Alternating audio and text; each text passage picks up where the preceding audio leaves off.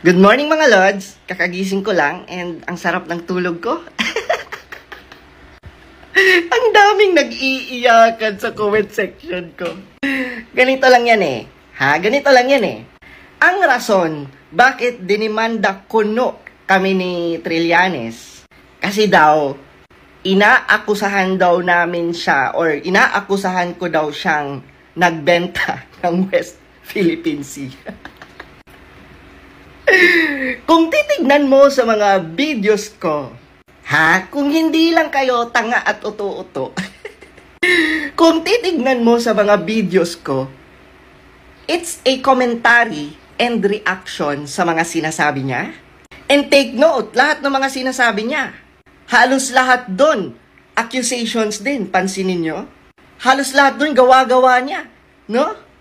Tapos, ang ironic, no, napaka-weird, siya pa ang may ganang magganyan. Kung titignan mo sa mga videos ko, it's all commentaries sa mga sinasabi niya, sa mga current events, sa mga issues na nangyayari. Like for example, West Philippine Sea. Diba? Kung titignan mo ang videos ko, saan doon sa mga videos ko na nagsabi akong ibinenta niya ang West Philippine Sea? Nag-comment lang ako doon sa ilang ulit niyang pabalik-balik sa China. Yung pagiging back-channeling niya doon. Tama naman eh. Di ba nangyari yun? Anong problema doon kung magko-comment ako doon? Tama naman. Pabalik-balik siya sa China para mag-negotiate. Ang tanong, anong nangyari? Anong nangyari sa negotiations niya? Di ba walang nangyari? Tapos ngayon, maghahayag tayo ng ating opinion at comments sa mga pinaggagawa niya, pikon siya, iyakin siya.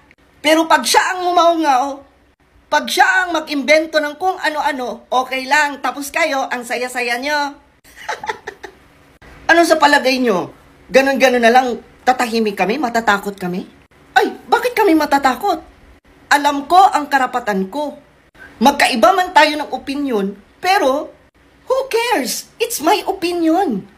Tapos masayang-masaya kayo? Dahil tinatakot ni Trillanes ang mga taong nagsasalita against sa kanya?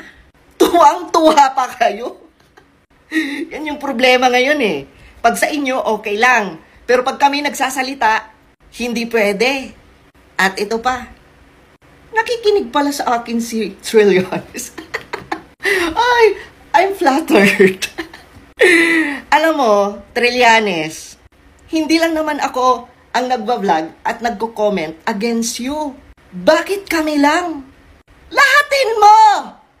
Diba? Lahatin mo. Bakit ako lang? Bakit kami lang? Bakit 7 lang? Kung talagang matapang ka, lahatin mo. Kasi diba, ang dami namang nagko-commentary at nagbablog against you. Bakit kami lang? Laban tayo mga Lods, diba? So ano, patatahimikin mo kami? Tatakutin mo kami? Kakabahan na ba ako? Tapos yung iba tuwang-tuwa. Bakit napatunayan na ba? Ay, nako. Dito mo makikita mga Lods na some of the Filipinos ay ine-expect talaga ang downfall mo. Dahil lang hindi tayo magkaparehas ng opinion? Dahil lang ba ayaw ko sa sinusuportahan nyo? Magkaiba tayo ng sinusuportahan? Tapos ganyan kayo? Oh, wag umiyak. Kahit anong gawin nyo, kahit anong gawin yung pananakot, hindi kami tatahimik. Ikaw nga, Trillanes, hindi tumatahimik, kami pa. At wag na wag kang mag-alala. Hindi ka na mananalo. At laging tandaan, wag maging politiko kung pikon. Ayun, napakinggan po natin. Ito naman po yung aking reaction dun sa content niya. Para po sa akin, yung pinapahiwatig ng content niya, base sa mga sinasabi niya, tila gusto niya sa ating sabihin na siya ay unbothered, hindi siya nagwo-worry, or wala siyang inaalala patungkol dun sa sinampang kaso sa kanya ni Senator Trillanes. Umpisa pa lang ng video, kung hindi po ako nagkakamali sa pagkakaalala ko, ang sabi niya ay hi or good morning mga Lods, kagigising ko lang at masarap daw yung tulog niya, no? So, yun ay manifestation na gusto po niyang sabihin sa atin na wala siyang worry, wala siyang inaalala, hindi siya natatakot doon sa kasong isinampas sa kanya ni Senator Trillanes. But on the latter part of the video, sinasabi din niya no, na hindi siya matatakot doon sa kasong isinampa ni Senator Trillanes at tila sinasabi niya na hindi dapat sila tinatakot ni Senator Trillanes, no? For me, yung mga ganyan tao na nagsasabi na hindi kami matatakot, hindi nyo kami dapat tinatakot, yung nagsasabing maayos yung tulog nila, na tila pinapahiwatig na wala silang worry, no? Para sa akin, in reality, sila po talaga ay nag-aalala, worried, at saka natatakot po. Para po sa akin, ano? Kasi kung totoong hindi ka bothered, no, at hindi ka nag-aalala, you don't need to verbalize it, hindi mo kailangang sabihin yan o ipakita sa publiko. Ako, kung ako'y nasa posisyon niya at confident ako na ako'y mananalo dun sa kasong isinampa laban sa akin, tatahimik ako at papatunayan ko yon sa korte. Doon ko ipapahiya yung taong nagsampa sa akin ng kaso. No? So, yung ginagawa nila, marami po silang sinampahan ng kaso. For me, yung ginagawa nilang ganyan na pagpatuloy na pagsasalita, no, sa social media, sa publiko, patungkol kay Senator Trillanes, no, yung mga komento nila at reaction, although karapatan nila yan, pero para po sa akin, hindi yan nakakatulong sa kanila. Because, maaari na naman silang makapagbitaw ng mga salita or statement na maaaring gamitin laban sa kanila. No? But then again, karapatan nila yan, kalayaan nila yan. Ang problema kasi sa kanila, lagi nilang dinidiscuss yung issue sa Scarborough Shoal, yung backdoor negotiation ni Senator Trillanes, na legit naman po yun, yung po isang uri ng foreign policy, no, isang paraan para ma-de-escalate ang tension. Lagi nilang dinidiscuss yun, no? May mga nagsasabi pa na, not him personally, no? May mga nagsasabi na binenta daw ni Senator Trillanes ang Scarborough, ang West Philippine Sea, yada yada. Kinasuhan na po si Senator Trillanes at si dating Pangulong Pinoy. Kinasuhan ng espionage at treason. Dinismiss din ng ombudsman sa panahon po ni dating Pangulong Duterte. In other words, wala pong napatunayang ginawang mali si Pinoy at si Trillanes. Pero sila, hanggang ngayon, patuloy pa rin dinidiscuss yun. Well, kung sinasabi niya na commentary lamang yung ginawa niya at wala siyang ginawang mali, di patunayan mo yan sa korte. Ako, naniniwala ako na si Senator Trillanes, maganda po ang naging records niyan sa PMA. Matalino yan, matapang, at mabuting tao po yan. Kung hindi nyo alam, marami po yung natutulungan na hindi nalalaman ng publiko. Yung pong kanilang party list na Magdalo, marami pong natutulungan niya na hindi pinapaalam sa publiko. May mga nababasa ako na nagko-comment sa mga post patungkol kay Senator Trillanes, sinasabi, mabuting tao yan, natulungan ang ate ko, ang tita ko, ganyan. May nababasa ako, no? So, matalino, matapang, at mabuting tao yan, ano? Hindi yan gagawa ng hakbang nang hindi niya sisiguraduhin siya ang mananalo at hindi niya sisiguraduhin siya ang tama. Naniniwala ako na may nakolekta na ang team or ang grupo nila Senator Trillanes ng mga videos, content, or mga ebidensya na nagpapatunay na siya ay na-defame or nasiraan. No? Naniniwala ako doon. Hindi yan gagawa ng hakbang na hindi nila sisiguraduhin may laban sila. No? Pero ang sinasabi niya, commentary lamang daw yon. Well, patunayan mo yan sa korte. No? Kasi kung commentary lang yan, okay. Pero ang commentary, kung ang content ng commentary mo ay may defamation, may malicious intent, at na-identify yung subject mo, no, na naintindihan ng tao, nakilala ng tao kung sino yung tinutukoy mo dun sa mga pahayag mo, sa mga reaction mo, commentary mo, at again, kung may defamation at malicious intent, then therefore, maaaring may panugatan ka sa batas. Marami akong nakikita na sinampahan ng kaso ni Senator Trillanes na post ng post sa Twitter or sa X at saka sa TikTok. Kuda ng kuda sa social media, no? Pero nakikita ko yung iba napaka careless, walang ingat sa sinasabi nila. Nagpapadala sila sa bugso ng damdamin nila. Kung ano-anong sinasabi nila, sa tingin ko'y hindi nakakatulong at nagpapalala sa sitwasyon nila. Hindi nakakatulong sa kanila at maaari pang lalong magpahamak sa kanila. Nung nabasa ko yung mga naging statement nila. Dapat, alam nyo na nakabantay at nakatingin sa mga sinasabi nyo ang team nila Senator Trillanes.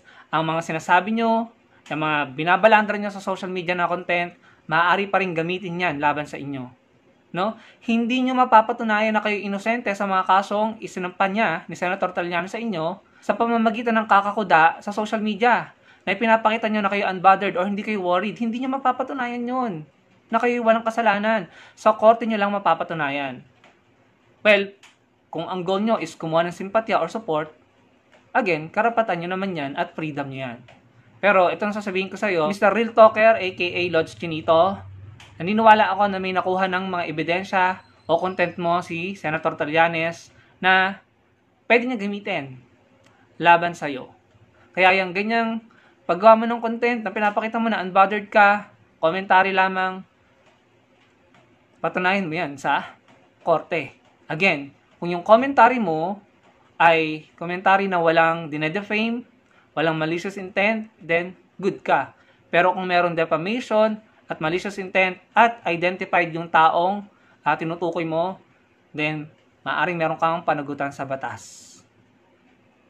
Again, si Senator Trillanes ay matalino, matapang at mabuting tao. Kita niyo naman, sinampahan siya ng patong-patong na kaso nung nakaraang administrasyon, pero ayan, malaya pa rin siya. At kung sino man ang papaniwalaan ko between dito sa mga sinampahan ng kaso ni Senator Trillanes, no? At kay Senator Trillanes, dito na ako maniniwala kay Senator Trillanes. Dahil unang sa lahat, siya, nakikita ko, pinagtatanggol niya ang presidency, pinoprotektahan niya ang presidency ng Pangulong Bongbong Marcos, no? Kahit pa hindi sila magkakampi or kahit pa magkalaban sila noong eleksyon. Ginagawa niya 'yon kahit siguro alam niya na hindi naman sila magkakampi, alam niya na magkalaban sila dati, pero ginagawa pa rin niya dahil naniniwala ako, kagaya ko, na sumusuporta sa gobyerno ngayon, naniniwala ako na mas dapat unahin ang Pilipinas. Na kapag hindi na protektahan ang presidency ng Pangulo, Pilipinas po ang maaring mag-suffer. Ewan ko sa inyo. Ayoko nang bumalik dun sa pro-China policies, no? So, para sa akin, kudos kay Senator Trillanes at mas gugustuhin ko siyang paniwalaan at suportahan dahil hindi ko siya nakakaringgan na nagrarally para patalsikin ang Pangulong Bongbong Marcos Jr. kahit sila ay naging magkalaban or naging magkatunggali nung panahon ng eleksyon. Hindi ko siya naririnig na nagsasabi na ang totoong presidente ay si ganito kasi ganyan. Wala siyang ganon. After election, tumahimik siya, and then ngayon, dumedepensa na siya at sumusuporta sa gobyerno.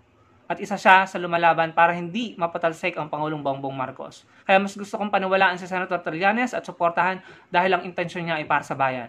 Akalain mo, inimbentohan siya ng peking bank account noon, nung nakarang administrasyon. Sinampahan ng treason, espionage, hindi napatunayan. Ganon din kay Senator De Lima. Wala silang napatunayan. Tapos, gugustuhin nyo, mga DDS, na maniwala kami sa inyo. 'Di ba? Ilang beses na naming nakita at napatunayan na pulpol at karamihan sa sinasabi ng mga pinuno nyo ay kasinungalingan. Ini-encourage ko po kayo, hinihikayat ko po kayo na panoorin nyo po ito, na maunawaan nyo po. Pag napanood nyo to, take time dahil mahalaga po ito yung mga sinabi niya dito, pinaliwanag niya dyan. Kapag napanood nyo yan, mauunawaan nyo po na wala pong saysay yung mga pinagsasabi po ni Senator Enrile, no? At mauunawaan nyo kung bakit tama si Senator Trillanes at kung bakit wala siyang ginawang mali sa Scarborough Shoal. Napatunayan na niya yan kasi nga na-dismiss nga po yung kasong isinampa sa kanya noong nakaraang administrasyon na espionage at treason, no? Wala po siyang ginawang mali. Napatunayan na niya yan na wala siyang ginawang mali kasi hanggang ngayon malaya po siya. Ilang taon meron ng nakaraang administrasyon para ipakulong si Trillanes patungkol dyan sa ginagawa nilang issue sa Scarborough Shoal or backdoor negotiation ni Trillanes, pero hindi nila nagawang ipakulong kasi wala nga pong basihan. Wala pong mabigat na basihan para ipakulong si Trillanes. Matagal na pong pinaliwanag ni Senator Trillanes kung anong nangyari, no? At in-explain niya detail by detail, no? Point by point. Panoorin niyo po, nasa Facebook niya at nasa YT niya, no? Na maintindihan po natin kung anong nangyari. Kaso yung iba kasi kapag kumada about dyan sa backdoor negotiation ni Senator Trillanes, nagiging malisyoso ang dating At maraming naniwala, maraming kumukuda sa mga comment section sinasabi, binenta ni Senator Trillanes yung West Philippine Sea. Hindi totoo yun. Nagkaroon nga ng agreement na magpo-pull out ng mga barko ang China at Pilipinas sa Scarborough yun yung isa sa mga magandang naging resulta ng backdoor negotiation, magpo-pull out. However, tuso lang po talaga ang China. Nag-pull out po tayo, pero ang China, nag-pull out din naman sila, pero nag-iwan sila ng 2 barko. If I'm not mistaken, 2 barko yon. So, nagpakatuso po ang China. So, bakit kay Trillanes pa rin kayo magagalit? Hindi ba dapat sa China na tayo magalit? Kasi sila yung hindi sumusunod sa agreement. Sila yung tuso. 'Di ba? Wala pong binenta si Trillanes, no? At nagkaroon ng magandang resulta ang kanyang backdoor negotiation sa Scarborough. Kaya po nung nag-iwan ng 2 barko, ang China, nagdemanda na po tayo sa Hague. No? Wala pong bentahan. Kasi kung may bentahan na naganap, no? Di sana ginamit na nga po ng China yon laban sa atin para matalo tayo sa kasong sinampa natin sa kanila sa Hague, sa UNCLOS. Pero wala pong sinasabi ang China patungkol sa ginawang mali or kung ano mang ginawa ni Trillanes na hindi maganda. Wala pong binubulgar ang China. As a matter of fact, alam natin kung sino yung binulgar ng China patungkol sa mga gentleman's agreement at mga secret agreement na yan. Hindi po ba? Salamat po sa panonood at sana po makapag-comment kayo, malike nyo yung video natin. Kung kanino man po tayo dapat kumampi, doon po tayo sa pro-government, sa mga taong inuuna ang Pilipinas at hindi ang China. Sa mga tao at mga leaders natin, mga personalidad na uunahing mahalin, suportahan ng Pilipinas kesa dun sa mga taong sunod-sunuran sa China at pinagtatanggol pa ang China laban sa polisiya ng ating Pangulong Bongbong Marcos Jr. Ang polisiya ng Pangulong Bongbong Marcos Jr. sa West Philippine Sea ay pro-Filipino, makabayan, kaya kahit pa pilitin nilang dungisan at bahiran ng negatibong imahe, majority ng mga Pilipino sumusuporta sa kanya, sa polisiya niya, majority ng mga Pilipino naniniwala sa kanya. Kaya kahit pa anong pagpapakahirap nyo dyan na dungisan or gawing negatibo ang polisiya ng Pangulo, hindi kayo magtatagumpay. Hindi nyo siya mapapatalsik dahil mas marami ang makabayan ngayon at mas nagmamahal sa Pilipinas. At yon ay mas na-ignite dahil sa mga pro-Filipino policy ng kasalukuyang Pangulo. Salamat po sa panonood.